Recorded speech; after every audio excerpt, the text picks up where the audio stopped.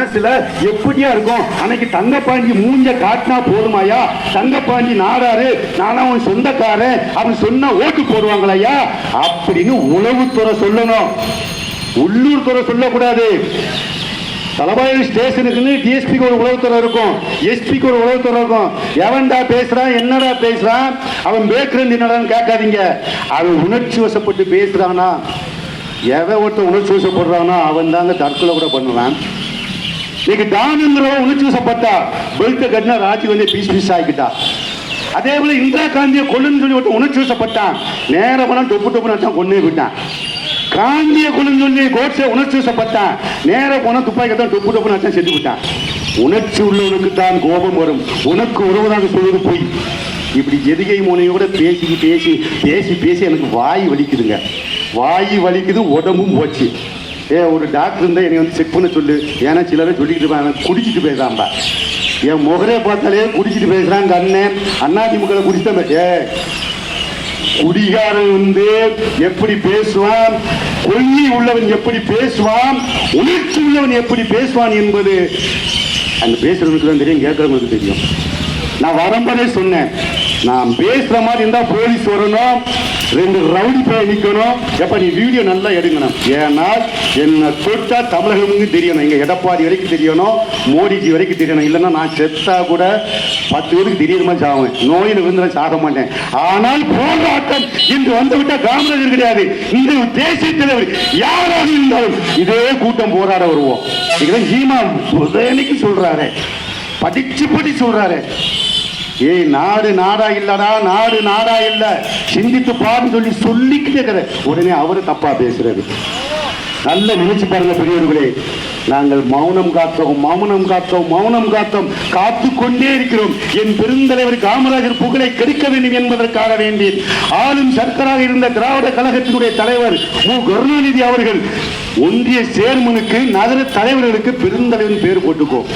எப்படிங்க பெருந்தலைவர்னா ஒரே தலைவர் காமராஜர், ஆனா இன்னைக்கு 3 பொண்டாட்டி வச்சிருக்கவனுக்கு பெருந்தலைவர், அது ஒன்றிய சேர்மனு. நகர சேர்மனா இருப்பான், அவனுக்கு பெருந்தலைவன் பேர் போட்டுக்கலாம். இதை அன்னைக்கு கேட்க மறந்துட்டோம். அதான் அண்ணாச்சி வந்தாங்க, காங்கிரஸ்காரங்க ஒரு ஆள் வந்திருக்கான்னு சொன்னேன். யாரும் கோவிக்க கூடாது, உணர்ச்சி உள்ளவன். காங்கிரஸ்காரங்கிட்ட கேட்டா எங்க ஊர்ல சொன்னாரு, காமராஜர் காங்கிரஸ் கிடையாதுப்பா, அவரு தனி கட்சி ஆரம்பிச்சிட்டாரு. எப்படி அண்ணாவை பிரிஞ்சு எம்ஜிஆர் தனி கட்சி ஆரம்பிச்சாரோ அவர் திமுக கிடையாதுப்பா, அவர் அண்ணா திமுக. அதே மாதிரி காமராஜர் காங்கிரஸ் கிடையாது, அவனா காங்கிரஸ், அவரு எங்களுக்கு சம்பந்தம் கிடையாது சொல்றது காங்கிரஸ் நண்பர்கள். சரி, ஏன் சனதா பாலு சனதாவா காங்கிரஸ்? ஏன் அவருக்கு போராடுறாரு? சிந்திச்சு பாருங்க நண்பர்களே, நாங்க ஏன் போராடுறோம்? ஐயோ 5 மணிக்கு கடையை திறக்கான் அம்மா, போலீஸ்கார அம்மா, 5 மணிக்கெல்லாம் ஒரு கோட்ரு 250 ரூபான்னு விற்காமா, 4 இட்லி கொடுக்காமா, 3 வடை கொடுக்காமா, அதை போய் பிடிங்கமான நாங்கள் பிடிச்சம் கொடுக்க ஆர்ப்பாட்டம் பண்ணோம். அதெல்லாம் கிடையாது. சிந்திச்சு பாருங்க. இன்னும் பேசுறதுக்கு ஆள் இருக்காங்க. மணி அண்ணாச்சி காலில் சொல்லாத, பொறு 10 நிமிஷம் பொறு. அதுக்கடுத்து எல்லா கடையும் 5 டாஸ்மாக் கடை இருக்கு. 5 டாஸ்மாக் கடை, புத்திசாமியாபுரத்திலிருந்து தலைவர் அவற்றிலிருந்து மாஞ்சோல வரைக்கும் 6 டாஸ்மாக் கடை இருக்கு. குடியே ஒழிப்போம், குடியே ஒழிப்போம், மதுவே ஒழிப்போம். பயப்படாத. பயம் என்பது வரணும். எதுக்கு வரும் தெரியுமா? தவறு செய்யும் போது. ஒரு தவறு செய்தால், அது தெரிந்து செய்தால் அவன் தேவை நின்றாலும் விட மாட்டேன், உடல் உழைக்க வைப்பேன், அதில் உழைப்பை பெற வைப்பேன். அப்படி நினைச்சு பாரு. பயமா இருக்கு, பயப்படே செய்யாத, இல்லை எங்களை கூப்பிடாத. மிஞ்சி மிஞ்சி போனால் லாயர் இருக்கா மணி, ஒரு கேஸ் என்ன கேஸ் போடுவாங்க, அவதூறு வழக்கு, முக்கா அப்படிக்கிட்ட நான் தீ குளிச்சுட்டேன். நான் வரும்போது பெட்ரோல் கேன் கொண்டு வரணுமான்னு நினைச்சேன். நான் உனக்கு படக்குன்னு மணி நீ எல்லாம் அரெஸ்ட் ஆகிருப்பீங்க. நான் அப்படியே டென்ஷனில் வந்தேன். கரெக்டாக பெட்ரோல் கொண்டு வர மாட்டேன், டீசலில் கொஞ்சம் தண்ணியை கலந்துக்கிடுவேன், குடுக்குடுன்னு ஊற்றிட்டு திருப்பூர்லாம் வந்துடுவேன். என்னை தீட்டு போய் 2 நாள் வைப்பாங்க. ஆனால் இருக்க எல்லாரும் என் கூட வந்துருக்கீங்க மனு பார்க்கறதுக்கு.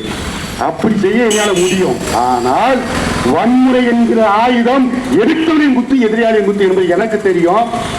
இன்னைக்கு பேசுற எல்லா பெரியவர்களும் இருக்காங்க, நல்லா பேசுங்க. எங்க முதலமைச்சரை பேசியாச்சு. எங்க தொகுதி எம்எல்ஏ நான் சத்தியமா ஓட்டு போடல, ஓட்டு போடவே மாட்டேன். ஆனால் ஒன்றை மட்டும் சொல்லிக்கிறேன், உங்களுக்கு கேட்கும். நான் இது எங்க அதிமுக மேடையில சொல்லி கிழிக்கிச்சு.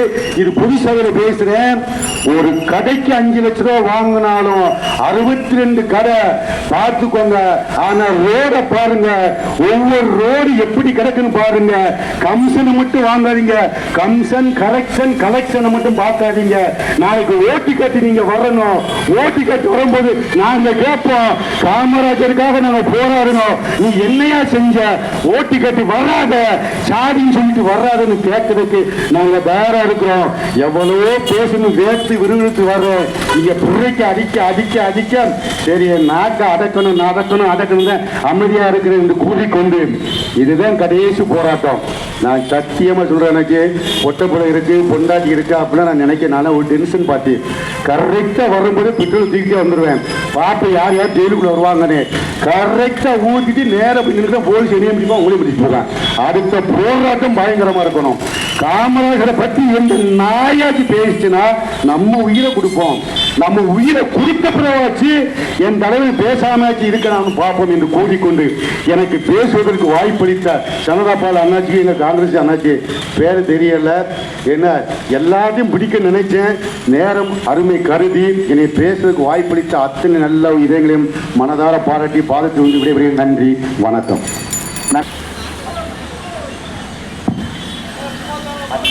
தோன்றின் புகழோடு தோன்றுக அத்திலார், தோன்றலின் தோன்றாமை நன்று. வள்ளுவ பெருமகனார் நான் பேசின கட் பண்ணிட்டு கூறிய குரல் 2000 ஆண்டுகளை கடந்த பின்பும் அந்த குரலுக்கு முழு உதாரணமாக திகழக்கூடியது நமது பெருந்தலைவர் காமராஜர். என்ன அப்படின்னா, அவர் மறைஞ்சு கிட்டத்தட்ட 50 ஆண்டு காலம் ஆயிருச்சு. இன்னும் அவர் மீது இந்த வாடகை வாய்கள் சேற்றை வாரி இறைந்து கொண்டிருக்கிறார்கள். ஏன் பழுத்த மரமே கல்லடிபடும் அப்படின்னு ஒரு பழமொழி சொல்லுவாங்க. அந்த மாதிரி அவர் என்ன பண்ணிட்டாரு, எத்தனையோ மனைவிகளை கட்டி முதலமைச்சரான ஆட்கள் மத்தியில பல அணைகளை கட்டி தமிழர் நாட்டுக்கு வளம் சேர்த்த மாமனிதர், பெருந்தலைவர், கர்ம வீரர், கருப்பு காந்தி, கல்வி தந்தை, இப்படி எத்தனையோ பெயர்களை அடைமொழியாக மக்கள் வைத்து அவங்களா போட்டுக்கிடல. இளைய தளபதி, புரட்சி தமிழன், இப்படி அவங்களா போட்டுக்கல. மக்கள் விரும்பி அழைக்கப்பட்ட ஒரு தலைவனை சில வாடகை வாய்களை வைத்து அவர்களின் மீது அவதூறு பரப்பும் விதமாக அவர் கட்டிய அணைகள் எல்லாமே ஓட்டையா இருந்துச்சு. அவர் நாடாருக்கா பார்த்து கான்ட்ராக்ட் கொடுத்தாரு, இப்படி எல்லாமே பொய் செய்திகளாவே நம்ம சமுதாயத்தின் மத்தியில பரப்பிக்கிட்டு இருக்காங்க. ஏன்னா உண்மையை விட பொய் எளிதாக சென்றடைஞ்சிருது இந்த நவீன உலகத்துல. இதை வன்மையா கண்டிக்கிற விதமாக காமராஜர் நற்பணி மன்ற முகவூர் நண்பர்களுக்கும் நாடார் மகாஜன சங்கம் உறுப்பினர்களுக்கும் எங்கள் நான் சார்ந்த நாம் தமிழர் கட்சியின் சார்பாக வன்மையான வணக்கங்களையும் இந்த சம்பவத்தை எதிர்த்து கண்டனங்களையும் தெரிவித்துக் கொள்கிறேன். இன்னும் எதிர்காலத்தில் இந்த மாதிரி எந்த ஒரு தமிழ் தலைவர்கள் மீதும் தவறான ஒரு கருத்தை பதிவு பண்ணுனா சரியான தண்டனை கிடைக்குங்கிற ஒரு பாடம் இந்த நிகழ்ச்சி மூலமா நம்ம நடத்தி காட்டணும். இல்லைன்னா இதையே ஒரு பழக்கமாகவே வச்சுக்கிட்டு இருப்பாங்க. தமிழ் சமுதாயத்தில் ஒரு பெருத்த இனங்கள்ல ஒன்றான நாடார் சமுதாயத்தோட ஒரு அறிவு அடையாளமா இருக்கக்கூடிய ஒரு பெருந்தலைவருக்கே இப்படி ஒரு நிலைமை அப்படின்னா நம்மள மாதிரி சாதாரணமா இருக்கிற ஆள்களோட நிலைமையெல்லாம் என்னன்னு நீங்க யோசித்து பார்த்துக்கோங்க. ஆகவே தமிழர்களே, இந்த மாதிரியான ஒரு அவதூறு பேச்சுக்கள் இத்தோட நிக்கணும். இதுக்கு மேல போச்சுன்னா வன்மையான எதிர்ப்புகளை சந்திக்க வேண்டியிருக்கும் இந்த அரசு என்பதை கூறிக்கொண்டு வாய்ப்பு. இந்த ஆர்ப்பாட்டத்துக்கு தலைமை வச்சு நடத்தி கொண்டிருக்கின்ற நண்பர்களே, இந்த ஆர்ப்பாட்டத்தில் திரளாக கலந்து கொண்டிருக்கின்ற நண்பர்களே, பெரியோர்களே, இந்த ஆர்ப்பாட்டம் எதற்காக நடத்தப்பட்டு கொண்டிருக்கிறது என்பதை கூடியிருக்கின்ற மக்களெல்லாம் தயவு செய்து சிந்திப்பார்கள். இந்த தேசத்திற்காக விடுதலை போராட்டத்திலே கலந்து கொண்டு பல ஆண்டு காலம் சிறைச்சாலையில் இருந்து தவம் புரிந்த நாயகன், இந்த தேசத்தின் ஏழைகளின் வாழ்வுக்காக தன்னுடைய வாழ்நாளெல்லாம் அர்ப்பணித்த ஒரு மாபெரும் தலைவரை பற்றி விரிவாக பேசிய அப்தார் முகமதை தயவு செய்து உடனடியாக கைது செய்ய வேண்டும். நான் இதை ஒரு வேண்டுகோளை மாத்திரம் இந்த அரசாங்கத்துக்கு சொல்லிக் கொள்வேன். இதை போன்று திருச்சி சிவாஜி என்ன ஒரு நாசகார பேசினான். பெருந்தலைவர் காமராஜரை பற்றி விரிவாக பேசினார். அப்பொழுதும் ஆர்ப்பாட்டம் நடத்தினோம். அப்பொழுது கூட இந்த தமிழகத்திலே இருக்கின்ற முதலமைச்சர் அவரை கண்டிக்கும் விதமாக எந்த ஒரு கருத்தையும் சொல்லவில்லை. அவர் என்ன அழைச்சி சொன்னார், எங்கள் அப்பா கருணாநிதி காமராஜர் இப்படி சொன்னார், பெரியார் இப்படி சொன்னார், அண்ணாதுரை இப்படி சொன்னார், என்னுடைய கல்யாணத்தை பெருந்தலைவர் காமராஜர் தான் நடத்திவிட்டார் என்று சொன்னாரே தவிர திருச்சி சிவா பேசியதை கண்டித்து ஒரு வார்த்தை கூட பேசவில்லை. தயவு செய்து நான் தமிழக அரசாங்கத்தை முதலமைச்சர் மு.க. ஸ்டாலினுக்கு வேண்டுகோள் விடுக்கிறேன். தயவு செய்து இது போன்ற அத்தனை அநாயகமான பேச்சாளர்களை தயவு செய்து நீங்கள் உங்கள் கட்சியிலே ஊக்கப்படுத்தாதீர்கள்.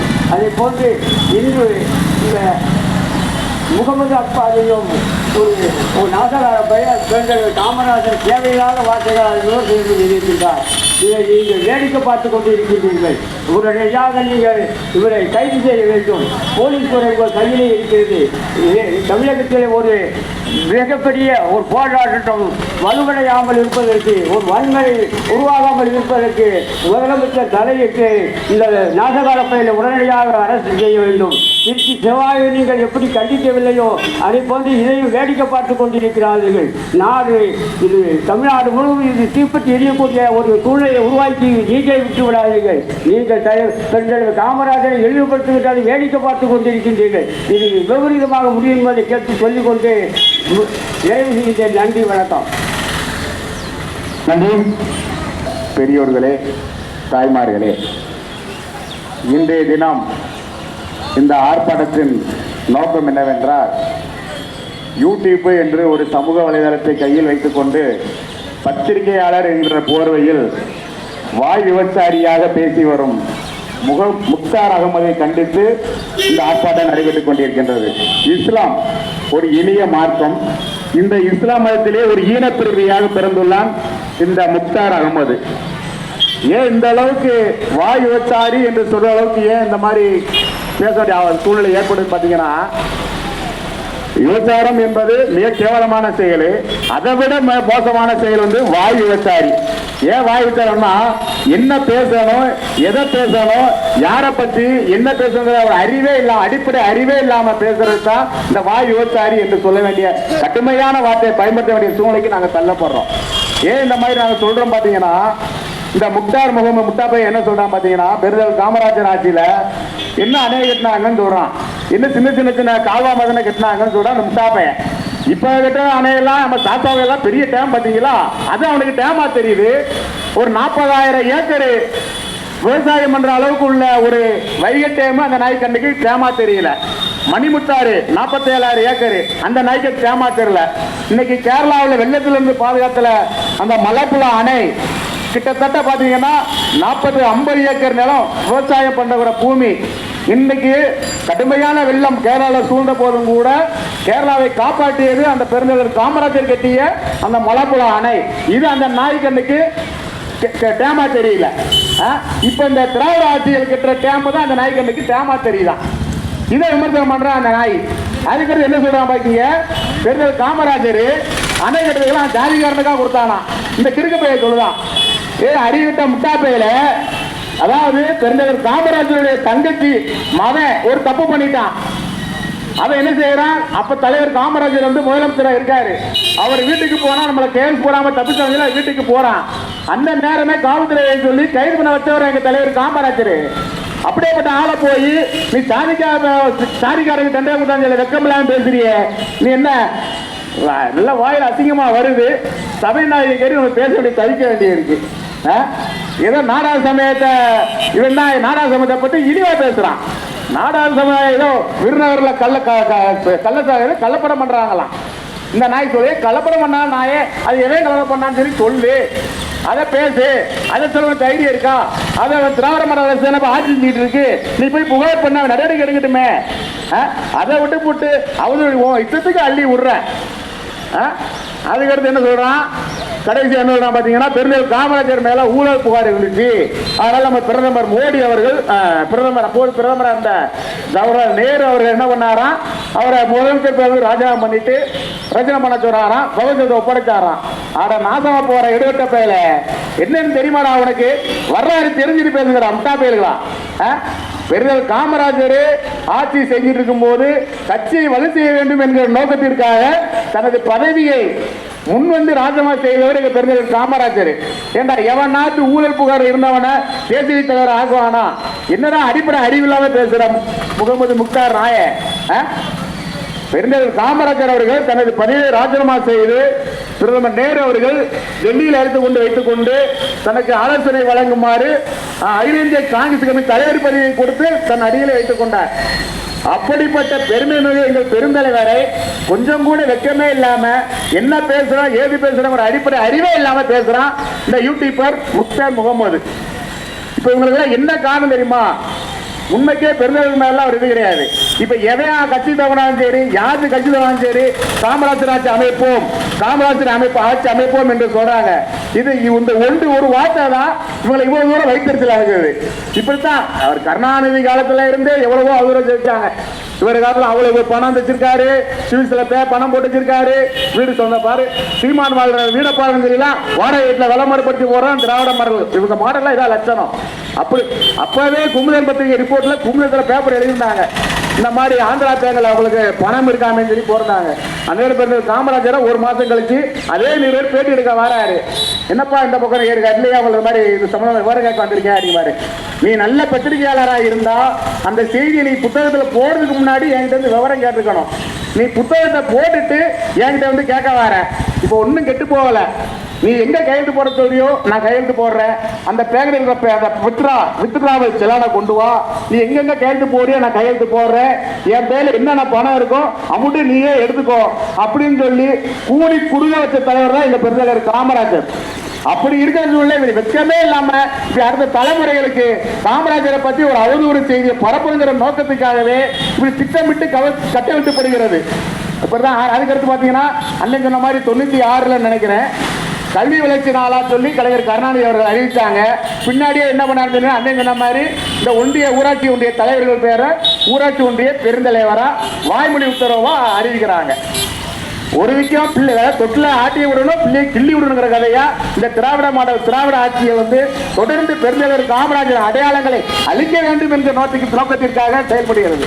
கொஞ்ச நாள் திராவிட கட்சியை சேர்ந்த ஒரு திராவிட திமுக சேர்ந்த ராஜீவ்காந்தி அவரு அள்ளி விட்டாரு.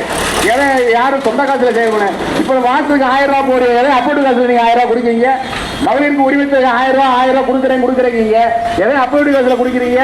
இல்லையா மத்திய அரசு தான் சொந்த காசை கொடுக்கா, இல்ல மாநில அரசு தான் சொந்த காசை கொடுக்கா.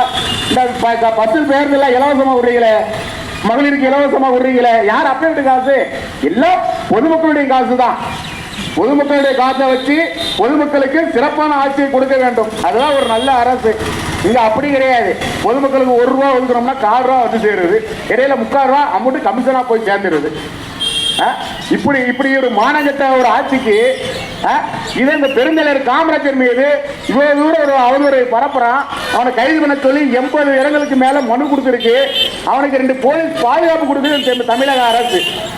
அவனை கைது பண்ண சொல்லு அப்படின்னு சொன்னா அவனுக்கு 2 போலீஸ் பாதுகாப்போட வளம் வந்துகிட்டு இருக்கான் இந்த முக்தார் முகமது இருக்கிறவன். இந்நேரம் வேற சாட்டை துறைமுகனோ சவுக்கு சங்கர், இப்போ சமீபத்தில் சவுக்கு சங்கர் என்ன பேசுறாருன்னு தெரியல, அவரை அரெஸ்ட் பண்ணி செயல போட்டாங்க. ஆனா அந்த முக்தார் முகமதுங்கிறவன் சுதந்திரமா சுத்திக்கிட்டு இருக்கான் அந்த தமிழ்நாட்டுக்குள்ள. அப்ப அவங்களுக்கு ஜாதகமா என்னென்ன பேசினாலும் சரி அவங்க உட்கார்ந்து வேடிக்கை பார்க்காங்க.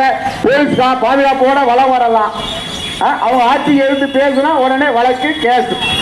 இதுதான் இப்ப உள்ள கேவலமான நிலவரமா இப்ப நம்ம தமிழ்நாட்டில் ஓடிக்கிட்டு இருக்கு. இதே மாதிரி எப்பயுமே போகும் நினைக்காதீங்க. ஆட்சிகள் மாறும், காட்சிகளும் மாறும்.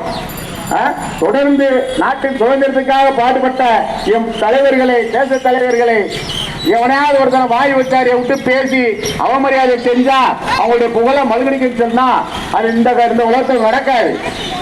தமிழகம் வான் தோன்றி இந்த வானம் இருக்கும் வரை, இந்த வையகம் இருக்கும் வரை என் பெருந்தலைவர் காமராஜரின் புகழை எப்பேற்பட்ட வாய் விபச்சாரிகள் என்ன பேசினாலும் இந்த மக்களிடம் எடுபடாது. எல்லாருமே காமராஜர் ஆட்சி அவதூறு பரப்புறான். காமராஜர் பிரச்சாரத்துக்கு போன இடத்துல கரண்ட புடுவன பேருங்க ஏசி போட்டேன்னு சொல்லி அவதூறு பரப்புறான். எப்படியாவது காமராஜரின் புகழுக்கு கடனை விளைவிக்க வேண்டும் என்று கங்கணம் கட்டி கொண்டே இருக்கிறார்கள் இன்றைய ஆட்சியாளர்கள். அதற்கு சாதகமாக பேசும் யூடியூபர்களை ஆதரவாக வைத்துக் கொண்டு எங்கள் காமராஜர் மீது தொடர்ந்து வன்மத்தை வெளிப்படுத்திக் கொண்டு வருகிறார்கள்.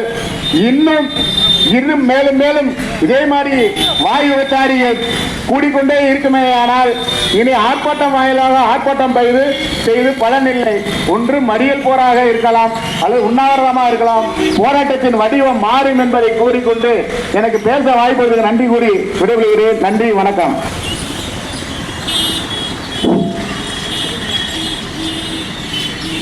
அனைத்து காமராஜரின் அன்பு பேரமர்களுக்கும் இந்த மாலை நேரத்தில் வணக்கத்தை தெரிவித்துக் கொள்கிறேன். இந்த கண்டன ஆர்ப்பாட்டம் எதுக்குன்னு பார்த்தீங்கன்னா, இந்த முக்தார் முகமது என்ற ஒரு முட்டாப்பை ஒருத்தர் இருக்கான். அவன் ஒரு 10 ரூமுக்குள்ள உட்காந்துக்கிட்டு அதுக்கு ஒரு பாஸ்டர், அவன் ஒரு விளங்காத பையன். இந்த 2 பேரும் சேர்ந்துக்கிட்டு ஒரு ரூமுக்குள்ள உட்காந்துக்கிட்டு ஏதோ புருஷ மொண்டாட்டி குசு குசுன்னு பேசுற மாதிரி ஒரு யூடியூப் ஒரு 20,000 ரூபாய் செல்ல வச்சுக்கிட்டு யார் ரூபா கொடுத்தாங்க? இப்ப மு.க. ஸ்டாலின் ரூபா கொடுத்தாரா? அவருக்கு ஜாதகமா பெருந்தலைவரை குறைச்சி பேசு அப்படின்னு அவர் சொல்லிட்டு அவர் வாய் போட்டு தலைமைச் செயலகத்தில் உள்ள உட்காந்துருக்காரு. இந்த நாடாறு யாரும் பேசுறாங்க, எவனும் கேட்க மாட்டான், நீ வாட்டுக்கு பேசு அப்படின்னு சொல்லிட்டு இருந்துட்டாங்க. இந்த முக்தார் முகமது நீதான் பெருந்தலைவர் காமராஜர் இந்த நாட்டுக்கு ஒண்ணுமே செய்யல, அவருக்கு கட்டின அனபுரம் ஓட்ட வந்துட்டு அப்படி இப்படின்னு வதந்திய கிளப்புறான். ஒண்ணு காமராஜர் பேர்ல 22 அணை கட்டிருக்காரு தமிழ்நாட்டில் 9 ஆண்டு ஆட்சியில. அது போக பள்ளிக்கூடம் மட்டும் 13,000 பள்ளிக்கூடம் திறந்திருக்காரு. இதே போல தொழிற்சாலை, ஐடி, நம்ம மருத்துவ படிப்புக்கு எல்லா வசதியும் அடிப்படையில் செஞ்சது காமராஜர் தான். எத்தனை வருஷம்? 9 வருஷம். அந்த 9 வருஷம் கடந்து இன்னைக்கு 50 வருஷம் ஆட்சி நல்லாட்சி கொடுக்க சொல்லியிருந்தா வெண்ணையா? நீங்க ஏதாவது ஒரு குறிப்பெடுத்து காட்டுங்க. நீங்க இப்ப சமீபத்தில் திருச்சியில ஏவா வேலு ஒரு பாலம் கட்டினாயா? காமராஜர் கட்டில இருந்த அணையில இருந்து தண்ணியை திறந்து விட்டாங்க பாரு, பாலம் அடிச்சுட்டு போயிட்டு கோடி 200 கோடி. இதுதான் உங்க சாதனை. சாதாரண உங்களால ஒரு ஆத்துக்குள்ள ஒரு பாலத்தையே உங்களால சரியா கட்ட முடியல. இன்னைக்கும் காமராஜர் கட்டின தொட்டி பாலம் அணைய போய் பாடுறா டாம, அங்க இருந்து தண்ணி எப்படி போகுது, எத்தனை உயரத்துல இருந்து போகுது, அந்த இதுல ஒரு விரிசல் கூட இல்ல. அவர் தான் காமராஜர். அவரோட வரலாறு நிக்கும். 50 வருஷம், 100 வருஷம், 200 வருஷம்னாலும் எந்த பொம்மனால இருந்தாலும் அவர் பேர கலங்கப்படுத்த முடியாதா? நீங்க நினைக்க உங்க பிராண்ட வச்சு நீங்க மக்களை திசை திருப்பி நான் 500 ரூபா ஓட்டு கொடுத்தேன், செம்பரியாடு கூட்டம் ஓட்டு போட்டு நிக்க, இதே கூட்டம் ஒரு நாள் எழுந்து நிற்கும். இலங்கையில ராஜபக்சே வீட்டை அடிச்சு நொறுக்கியது போல் உன்னுடைய வீடு முறையால் நிறுத்தப்படும். பொதுமக்கள் விழித்து எண்ணிக்கும் வேலை மிக விரைவில் வருகிறது. அது எந்த ஒரு மாற்றம் கிடையாது. ஆனா நீங்க எத்தனை போலீஸ் பாதுகாப்பு கொடுத்துருவீங்க? அவனுக்கு 2 பேரும் துப்பாக்கி அஞ்சு போலீஸ் பாதுகாப்பு. என்ன ஒண்ணு தேவைக்கு செஞ்சு செயலுக்கா போயிட்டு வந்துட்டான். ஒரு மயிரும் கிடையாது. அம்மாடா ஒரு அடகத்த 4 பேர் வீட்டுக்குள்ள இருக்கான். ஏன்னா நீ எத்தனை நாள் இருப்பா? எத்தனை நாளைக்கு இருப்ப? நீ சென்னை விட்டு நீ எங்க வந்தாலும் காமராஜர் தொண்டை நாக்கு அறுத்து பப்பாண்டா கிண்டில. இந்த பதிவு கண்டிப்பா நடக்கும். நீ வீட்டுக்குள்ள இருக்கிற மக்கா உனக்கு சாப்பிட்டு நீ வெளியே வந்து பாரு, நாயை கேட்டு மாதிரி அடி விடுவ. அதுல எந்த மாட்டுக்கிறது கிடையாது. நீ எத்தனை நாளைக்கு உள்ள இருந்துவ? அப்படியே பேசுவாங்க, படுத்துவாங்க. 26 ஆட்சி மாறலாம், காலம் மாறும். நீ எங்க போவ? பெருநாய் மாதிரி அடிவ, அடி விட்டு சாவு வழி. அந்த அளவுக்கு நீ பெருந்தலைவரை பேசினாப்புல ஒண்ணு பெரியலாம் வந்தாடா தம்பி. நீ 10 ரூம் உள்ள இருக்க முடியும், வெளியே எங்க அந்த முடிஞ்சா அவர் கட்டின அணைய ஒவ்வொரு நாள் போய் எடுத்து குறுப்போட போடு. இன்னைக்கு வருஷம் 70 வருஷம் ஆகுது. ஏதாவது ஒரு இல்ல ஒரு டேமேஜ் இருந்து சொல்லு. இன்னைக்கு கட்டின ஒரு பஞ்சாயத்து போடு 30 லட்சம் போடுது எஸ்பேட் வெடிச்சுக்கிட்டுக்கிறா. 100 வருஷம் வரலாறு நீ அழிக்க. வரலாறு 30 வருஷம் நிக்காத. எப்படி நிற்கும்? புது பில்டிங் கட்டுத 30 லட்சம் பில் விட்டுத, அங்க உள்ள போய் பார்த்தா 4 கிழிஞ்சு நிக்கு. இதுதான் அரசியல். எதுவுமே பெருந்தலைவருக்கு ஈடா எந்த பொம்மனாக கொண்டு வர முடியாது. மக்கள் இருக்கு வரைக்கும் காமராஜர் பேர நீ கலங்கப்படுத்த நாய ஒன்னு அடிக்கிறது எத்தனையோ தொண்டர்கள் இருக்காங்க. நீ வீட்டுக்குள்ள உட்காந்து பேச முடியும், வெளியே எங்கேயும் பேச முடியாது. பாதே உனக்கு இந்த ஆட்சி கொடுக்கும், இன்னொரு ஆட்சி மாட்டினா உன்னை தூக்கி உள்ள வைக்கும். அதுதான் நடக்கும். நீ பேசினாப்புல பெரிய கிடையாது. நல்ல ஒரு ஒப்பனுக்கு புரிஞ்சுனா வெளியே வாடா, நீ ஒவ்வொரு மாவட்டமா வாடா, பொது மீட்டிங் போட்டு பேச. உனக்கு எத்தனை ஒரு பாதை கொடுக்கான்னு பார்ப்போம். நீ நல்ல ஆம்பளை, உன் அம்மா ஆத்தா ஒருத்தனுக்கு உனக்கு பெத்தானா, நீ மாவட்டம் தோறும் ஒவ்வொரு மீட்டிங்கு பொது வெளியில போடுற. நீ நல்ல ஆம்பளை போடுற. நீ போட்டுட்டு நீ பேசிட்டு நீ திரும்பிடுறாங்க பார்ப்போம். அந்த அளவுக்கு மக்கள் கொந்தளிச்சு போயிருக்காங்க. இதான் நடைமுறை. நேற்று சென்னையில் எனது தலைவர் எர்ணாவூர் நாராயணன் சார்புல கண்டன ஆர்ப்பாட்டம் நடந்துச்சு. மாவட்ட ஆட்சியர்கிட்ட மனு கொடுத்துருக்காங்க, எல்லாம் செஞ்சுக்காங்க.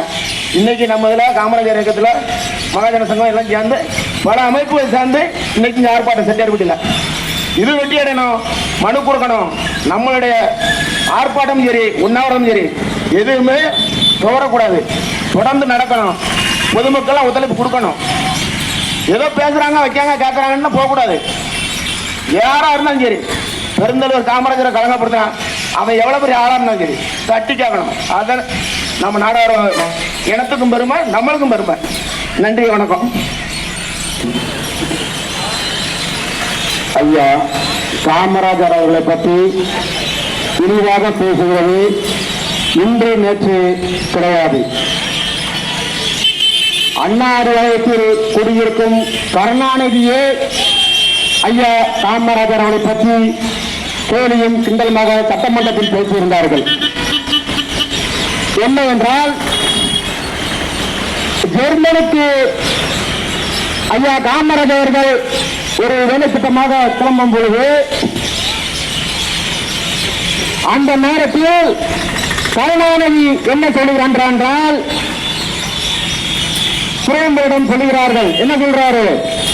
ஐயா, ஜெர்மனுக்கு இதுவரை எரும மாட்டு தோலைத்தான் அனுப்புகிறோம், இன்று எரும மாடே போகிறது. அன்று கருணாநிதியை செருப்பை கட்டி அடித்திருந்தால் இன்று திமுக கூடாரத்தில் வாழும் இந்த திருச்சி சீராவோ இல்லை முத்தாரோ இல்லை ராஜீவ்காந்தியோ பேசியிருப்பானா?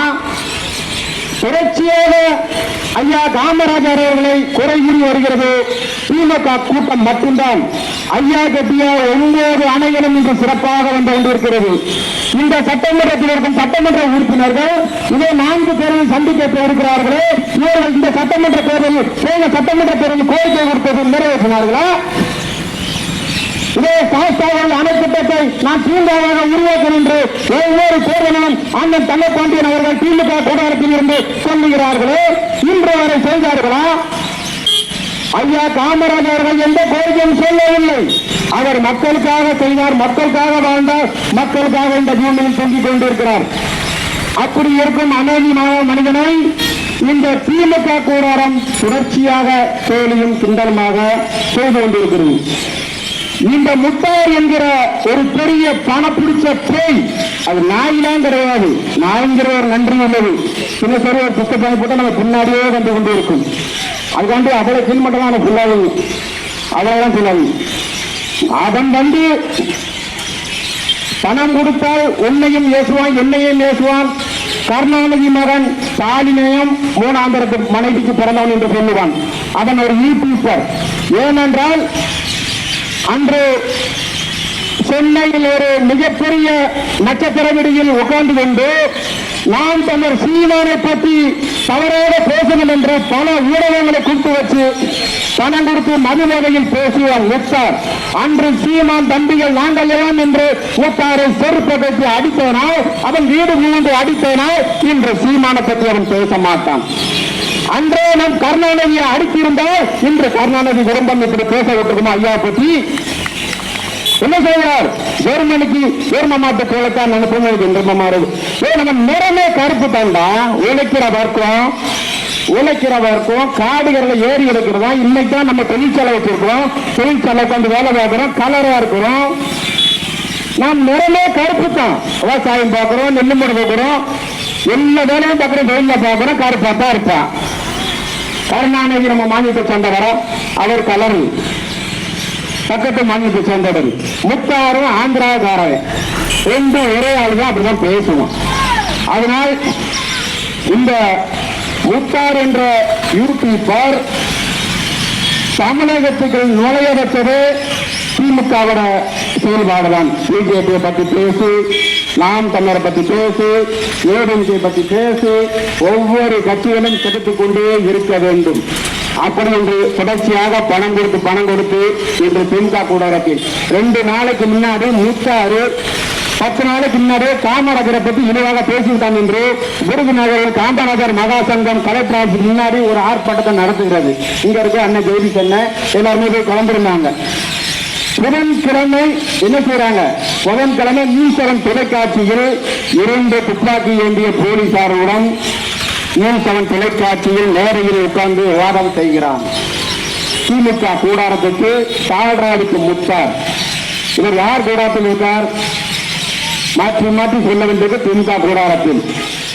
திமுகவை வாழ வைப்பதற்கு, திமுகவை மீண்டும் இந்த ஆட்சியில் அரணாவை ஏற்றுவதற்கு அவருக்கு பதவி கொடுத்து என்ன வேண்டாலும் பேசி, எது வேண்டாலும் பேசி, நீ போய் மாறி வாழ, நாசமா போ, உனக்கு தேவை பணப்பணம் தார என்று திமுக அரசாங்கம் அவனுக்கு தூக்கி எறிகிறது.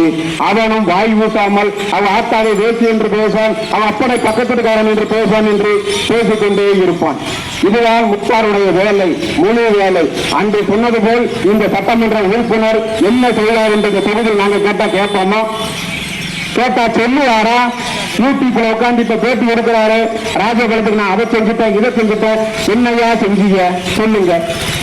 ஐயனார் கோயிலுக்குள்ள ஒரு சுற்றுலாத்தலம் கொண்டு வரணும், எங்களை ஏமாத்திட்டீங்க, பாலம் போட்டு தரன்னு ஏமாத்திட்டீங்க. இப்பவும் தொடர்ச்சியா நீங்க தான் எம்எல்ஏ இருக்கிறீங்க. நமக்கு சவுளி பூங்கா கொண்டு வரேன்னு சொன்னீங்க, நீங்களும் அதே தொழிலிருந்து வந்தவங்க தான். சபலி பூங்கா பண்ணித்தாரேன், நம்ம ஊர் மக்கள் நம்ம வாழ்வாதாரத்தை உயர்த்தணும், அதனால சபலி பூங்கா கொண்டு வரேன்னு சொன்னீங்க. இன்னைக்கு வரைக்கும் நம்ம ஊர்ல ஜவுளி தான் இருக்கு, பூங்காவை காணும். பல பூங்கா கட்டின பூங்காலேயே உங்க கட்சிக்கார உட்காந்து கொடுத்துக்கிட்டு இருக்கான், சாராயம் வித்துக்கிட்டு இருக்கான். காமராஜர் அப்படியா செஞ்சாரு? கள்ள நோட்டு யார் அடிச்சா? கருணாநிதிக்கு என்னங்க பேரு? எங்க அண்ணன் சீமான் மேடையில் ஒரு பாட்டு படித்தார், கள்ளத்தனம் செய்த கருணாநிதி என்று ஒரு பாட்டு படித்தார். காமராஜர் அந்த பாட்டு. காமராஜருக்கு எத்தனை பாட்டுங்க இருக்கு வாழ்த்து வாங்குறவருக்கு? கருணாநிதிக்கு தாங்க கள்ளத்தனம் செய்து அவர் குடும்பங்களுக்கு அது உண்டானதுங்க. காமராஜர் இனத்தில் இந்த மக்களை படிக்க வைத்து மதிய உணவு திட்டத்தை கொடுத்து இப்ப திமுக கொடுத்து பாத்தீங்களா? பள்ளிக்கூடம் பெறவில்லை, காலையில பட்டினியா போகக்கூடாது, காலையில் உணவு இருப்பதும் இதுவும் ஐயா காமராஜர் அறிவிக்கப்பட்டதான். இதை நிறுத்தியது யார்? இந்த கருணாநிதி, ஜெயலலிதா இவர்கள் செய்ததான். இன்று ஐயா முதலமைச்சராக இருக்காரு, அவர் பேர் சொல்லக்கூடாது, என்னமோ 3-4 பேர் சொல்லுவாரு. எனக்கு ஸ்டாலின் தான் தெரியும், ஒரு 4-5 பேர் அடமொழி சொல்லுவாரு, தெரியல. அவரும் இன்னைக்கு இந்த திட்டத்தை திறந்து வைக்கிறார். அனைத்து திட்டங்களும் பள்ளியில் உணவு வழங்குவது, அனைத்து திட்டம் பள்ளியில் பேட்டி கொடுத்தது, லேப்டாப் கொடுத்தது, இதெல்லாம் ஊழல் செய்து இந்த மக்களை வஞ்சித்தது யார்? கருணாநிதி குடும்பம், ஜெயலலிதா ஆட்சியில் 2 பேருமே செய்தார்கள். காமராஜர் எந்த காலத்தில் ஆட்சி செய்தார்? காமராஜர் செய்த திட்டம் என்ன? அவர் எங்க கள்ள நோட்டை அடிச்சு விட்டாரு? சிவகாசியில் அடிச்சு விட்டாரோ? சிவகாசியில பூரா அவர் இருக்கிற நேரத்தில் பூரா தொழிலே வேற மாதிரி இருந்துச்சு. அதுக்கப்புறம் தான் ஐயனார் பட்டாசை தொடங்கினாங்கன்னு சொல்றாங்க. எனக்கு தெரிஞ்சு நான் விசாரிச்சதில்லை.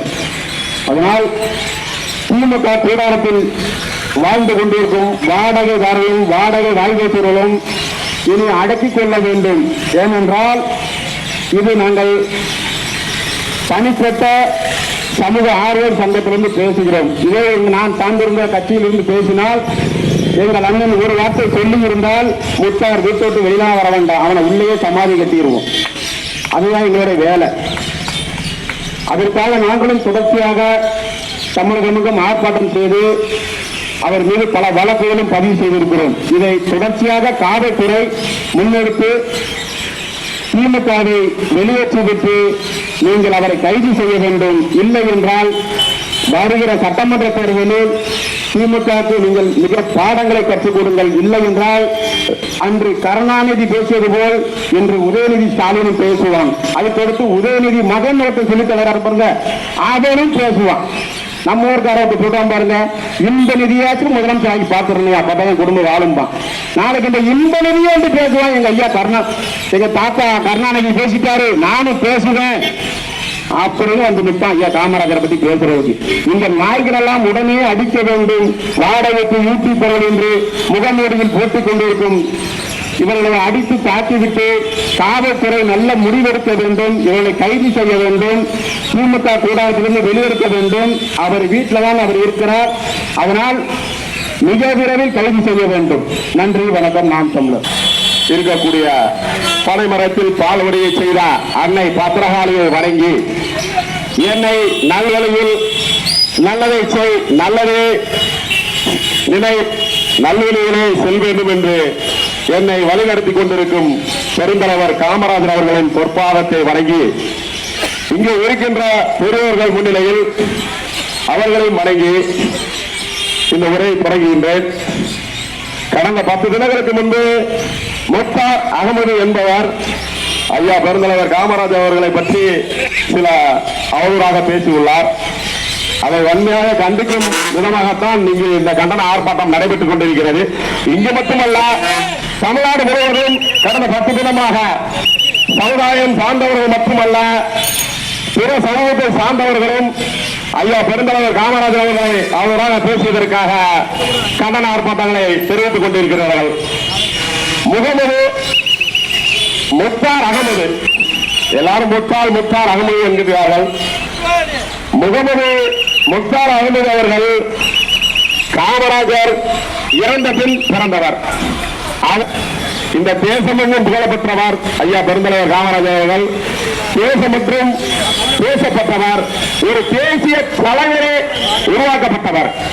நேரு கூப்பிட்டு ஆட்சியில் கவனம் இருக்கிறது என்று கூறுகிறார். நேருக்கே பிரதமர் என்று வழங்கக்கூடிய ஒரு வாய்ப்பில் இருந்தவர் பெருந்தலைவர் காமராஜர் தான் பிரதமராக வரக்கூடிய வாய்ப்பு இருந்தது.